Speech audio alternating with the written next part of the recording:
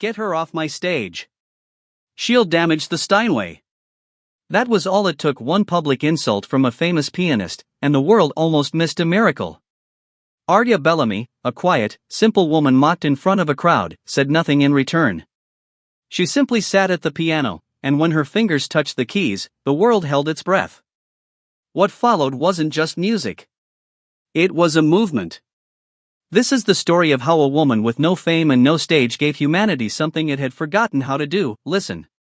Before you watch the full story, comment below from which country are you watching. Don't forget to subscribe. Keep her away from the Steinway.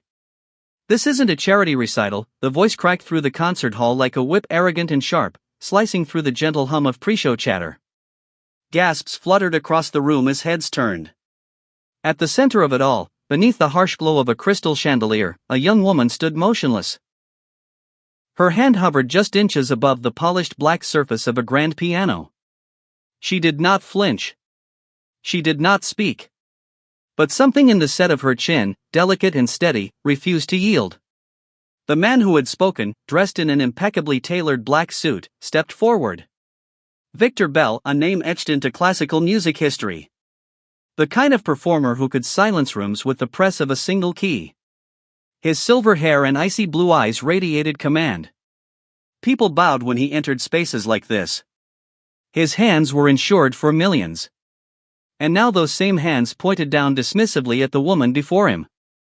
She doesn't belong on that bench, he said, half to the stage manager, half to the dozens of elite guests already seated. Sir, came a tentative voice from behind the curtain, she just asked to touch the keys.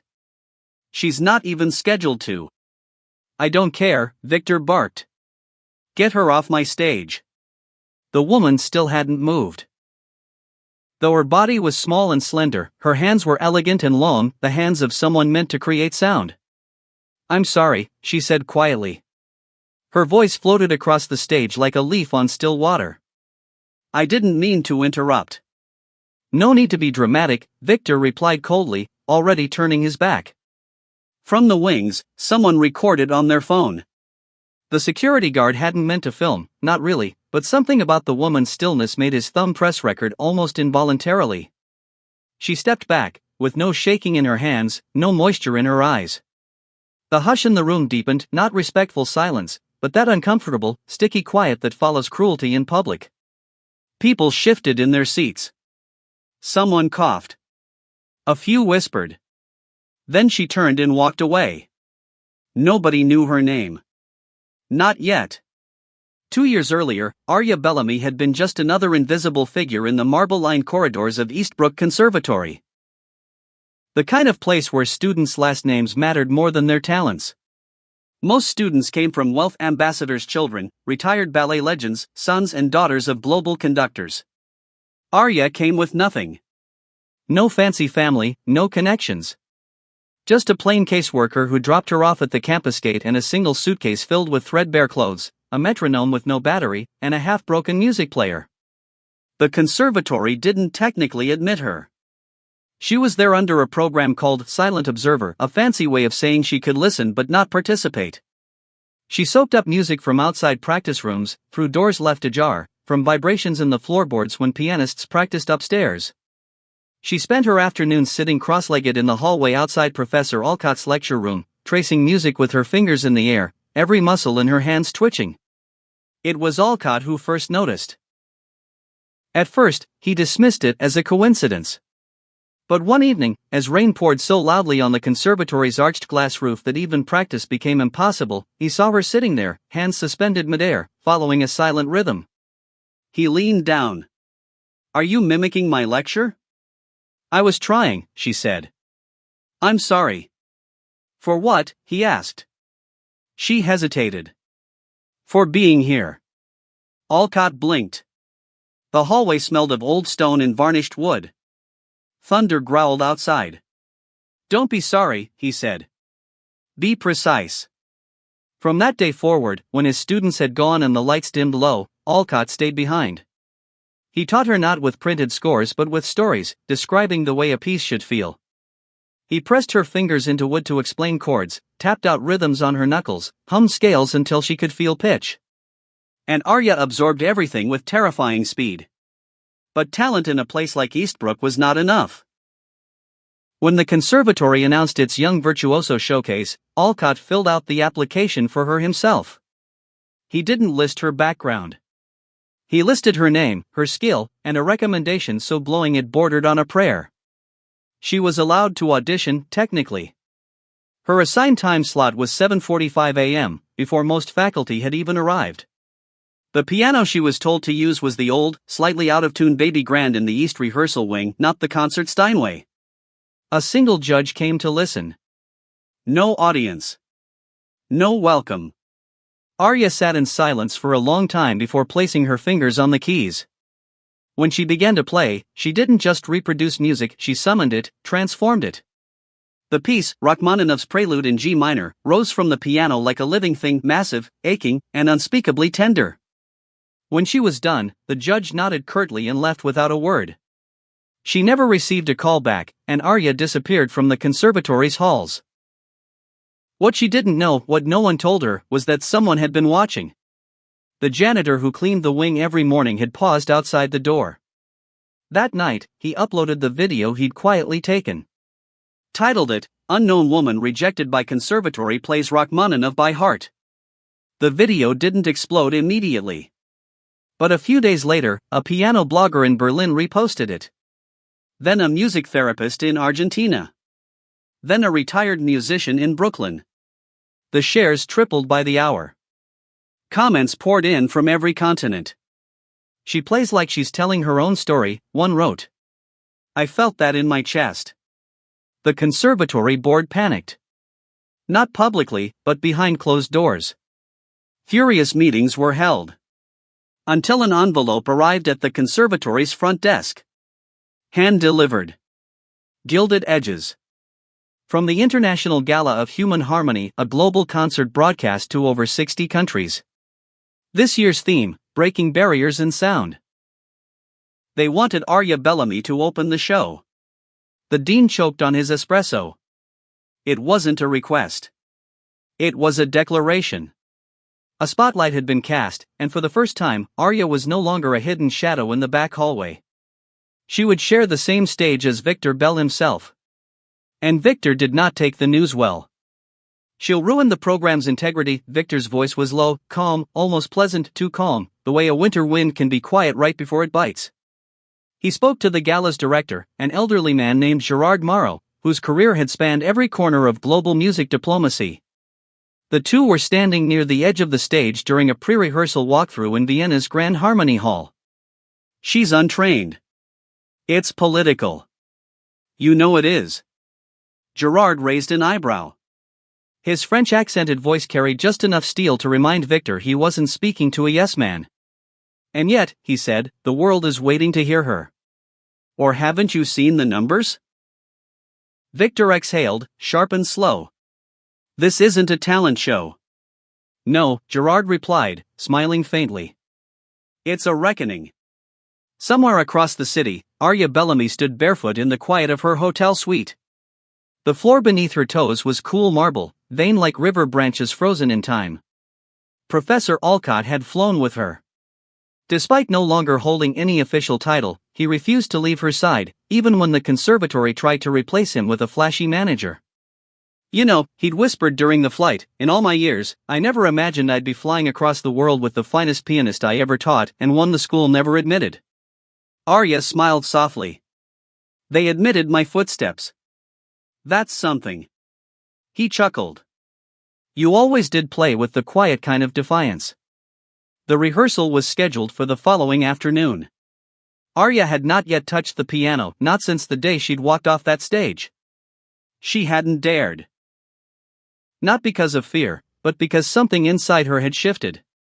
Playing used to be her escape, her way of folding the world into melody when life refused to be kind. But now the world wanted to listen. Not as background noise. Not as indulgence. As truth. And the weight of that was immense. When the moment came, when the doors to the rehearsal hall opened and the spotlight swept down from the rafters like a blade of light, she didn't hesitate. She stepped forward calmly, with Alcott at her side, until her fingers brushed the edge of the piano bench. It was the Steinway concert grand she'd always dreamed of. The finish was cold, smooth, untouched. Her fingers trembled just for a moment, then fell still.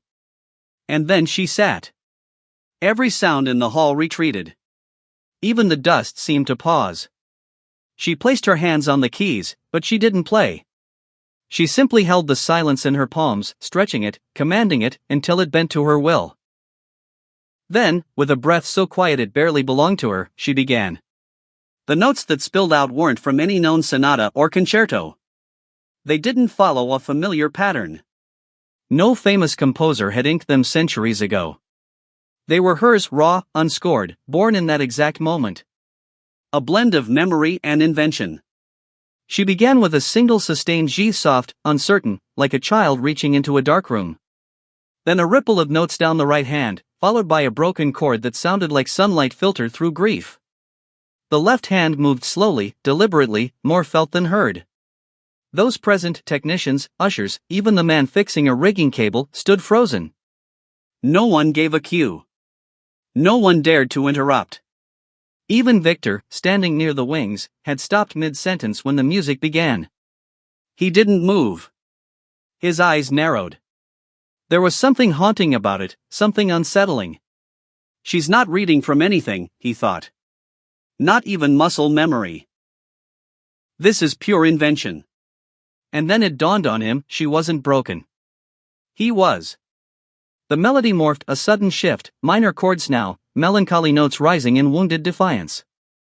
Her body leaned forward slightly, as if pulled by invisible threads. Her face was serene, not joyful, not pained, just open, like a door left ajar during a storm. Then, without warning, she stopped mid-chord. Her hands hovered. No resolution. No applause. Just silence. And that silence thundered through the chamber like the aftermath of war.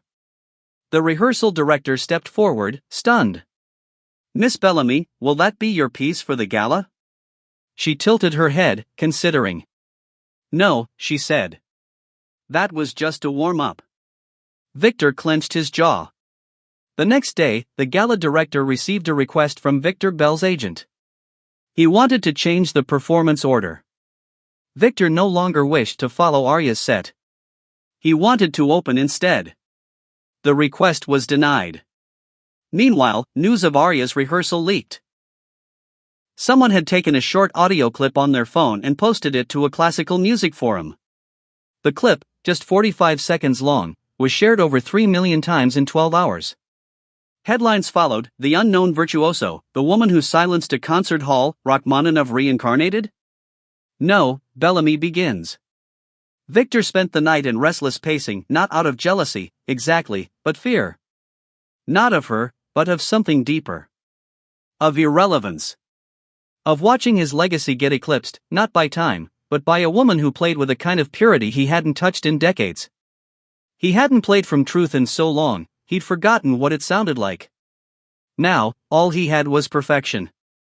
She had something else. On the morning of the gala, the Grand Harmony Hall buzzed like a beehive. Diplomats, royalty, philanthropists, critics, and composers filled every velvet seat. The orchestra tuned beneath golden archways. Cameras locked in position. Backstage, Victor warmed up alone. His fingers danced over the keys with practiced flair, every note exact, every tempo obeyed. He didn't realize that, just one room over, Arya sat with her fingers in her lap, doing nothing but breathing. Listening. Mapping the resonance of the concert hall by its breathing. Feeling the vibrations from the floor as the audience shuffled in. Professor Alcott stood beside her, quietly holding her shoulder. Are you afraid? He whispered. She shook her head gently. No, she said. I've already played my hardest song. This one is just truth. He smiled. Then give it to them. She nodded, then stood. A stagehand opened the side curtain. It was time. Ladies and gentlemen, the announcer's voice boomed across the opulent auditorium. Please welcome to the stage, Arya Bellamy. A ripple of curiosity ran through the audience. Some leaned forward, brows raised. Others tilted their heads toward their programs, flipping pages to find the unfamiliar name. A few whispered to their neighbors. most had never heard of her. Those who had seen the viral video sat motionless, anticipation bubbling under their skin like a drawn breath that couldn't be released. The house lights dimmed. A single beam of warm gold spilled down from the rafters onto the stage, illuminating the grand Steinway that stood like a monolith of sound, waiting to be awakened. And then she appeared. Not in a dramatic entrance. No fanfare. No sweeping dress. Just Arya, in a simple black gown, one hand gently resting on Professor Alcott's arm. The audience watched in reverent silence as she approached the piano, her steps slow but without a hint of fear. Alcott guided her gently to the bench, then stepped back into the shadows, like a guardian who had fulfilled his purpose. Arya sat for a moment. She didn't move. Her hands lay in her lap, and her head bowed slightly, not in submission, but in communion, like a priest before the altar, or a soldier before the storm. The silence became sacred. And then, barely audible, she inhaled. Her fingers rose and hovered. And they began to play.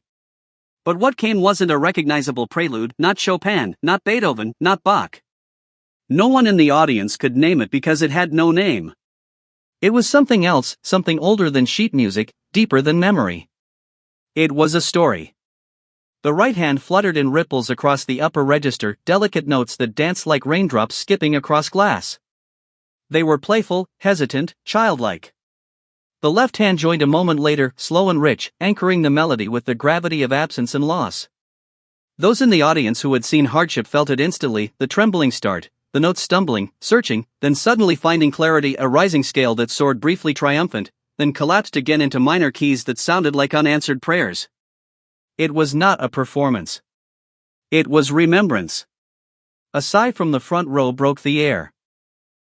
An ambassador's wife dabbed her cheek with the corner of her glove. A young violinist in the balcony leaned so far forward that his glasses fell from his face and clattered onto the floor below. But no one shushed him. No one moved. Because now Arya's tempo shifted. The chords thickened. Her fingers struck the keys with unexpected power, percussive bursts that thundered like fists pounding against a locked door. Her entire body moved with the sound, shoulders tight, spine bowed. The rhythm became defiant, angry, alive. This was no longer just memory. It was resistance. The music seemed to cry out, "I was never given a chance. You looked past me. You shut your doors. But I am still here." Each crescendo struck like a confession. Each diminuendo left a vacuum, drawing the crowd in closer. Even Victor, watching from the green room through a live monitor, had frozen mid-step. He had one hand on the tuning keys of his own piano, but he wasn't touching them now. His mouth was slightly open, his eyes narrowed. She had no sheet music, no orchestra, no conductor, and yet she commanded every soul in the room like a maestro. Halfway through the piece, Arya slowed. Her left hand dropped out entirely, and with her right, she began a single melody, a simple, wistful sequence in E major. It drifted upward, climbing as if trying to touch the stars. She repeated it once, twice, and then she changed it, just slightly. A single note bent downward. Another skipped entirely. And suddenly, those listening understood, this was a lullaby. Those with childhoods full of soft singing, of gentle rocking under moonlight, recognized it at once. And it shattered them. The notes faded. The hall was utterly still. Arya held the final chord so lightly it was almost a breath, then released it into nothing. No motion. No bow. She sat with her hands on her knees, facing the audience, knowing exactly what she'd left in their hearts. And then the thunder came. Applause erupted like a dam bursting. It wasn't polite, it was primal. Chairs scraped backward. Some stood. Others shouted. There were tears in places that had not known weeping in decades. The ovation rolled like a wave, sweeping the room in a fever of awe and disbelief. Cameras panned from face to face, critics, conductors, heads of state, each with expressions torn wide open. A voice cried from the balcony, "Encore." Another followed, "Arya. Arya." She didn't rise. She didn't react. She simply turned her face upward toward the lights, as if listening to the sound not with her ears, but with her skin. Backstage, Victor turned from the monitor and poured himself a drink with shaking hands. "They won't remember me tonight," he muttered. "They'll remember her." He wasn't wrong. In the hours that followed, the gala's livestream shattered viewership records. News outlets scrambled for information. Social media exploded with clips, commentary, tributes. Composers posted reaction videos. Critics published emergency editorials calling her performance a once-in-a-century expression of the human spirit. By morning, Arya Bellamy's name was the top trending search in over 20 countries. And she had no idea. In her quiet hotel room, far from the glow of fame, Arya sat cross-legged on the carpet, her hands resting in her lap. Professor Alcott sat across from her, his cup of tea untouched. "Was it enough?" she asked softly. He leaned forward, voice low and reverent. "You didn't just play music, Arya. You changed its shape." She tilted her head. "But I didn't finish the story." He smiled. "No. Because now the world will be asking for more." "Arya Bellamy?" The voice was nervous if breathless, as the man jogged down the marble hallway toward her. She had only just stepped into the side exit of the concert hall, the last embers of applause still echoing faintly in the air behind her.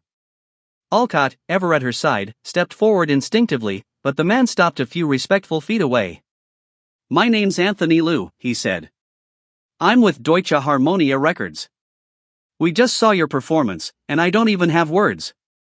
Arya nodded slowly. "I don't know what your management situation is," he stammered, "but we'd like to discuss signing you. Global tour, exclusive rights to produce your first studio album."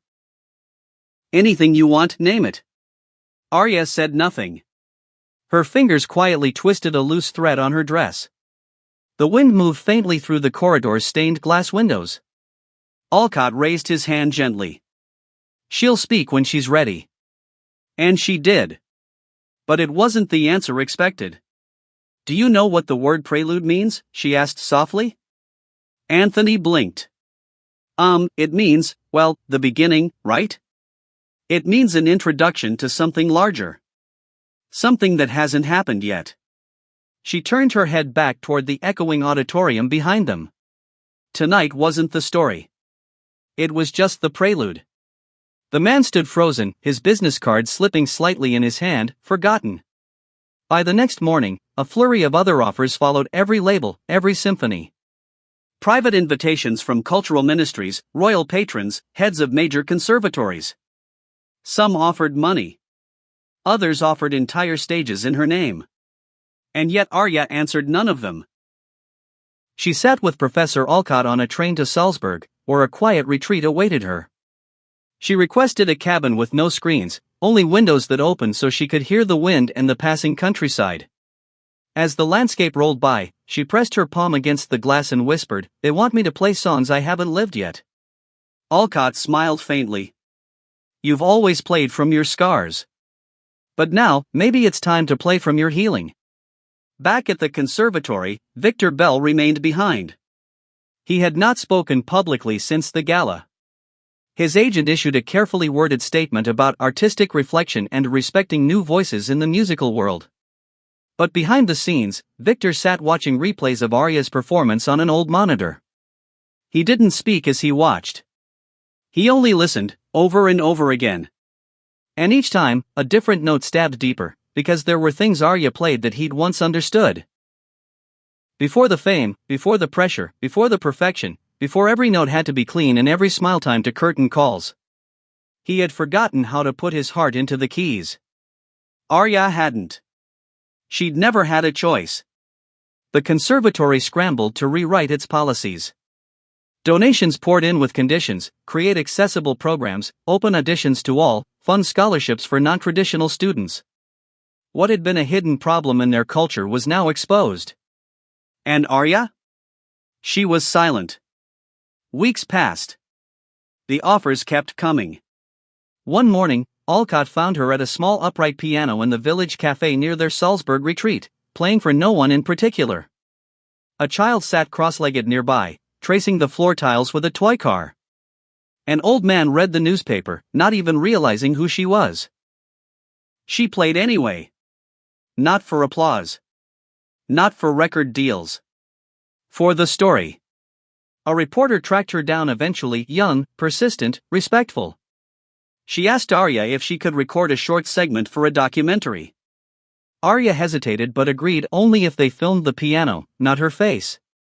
"I don't want this to be about me," she said. "I want people to hear themselves in the music." "But your story matters," the reporter insisted. "You've broken barriers." Arya smiled gently. "No. I just reminded people that silence doesn't mean absence." That clip alone garnered 10 million views.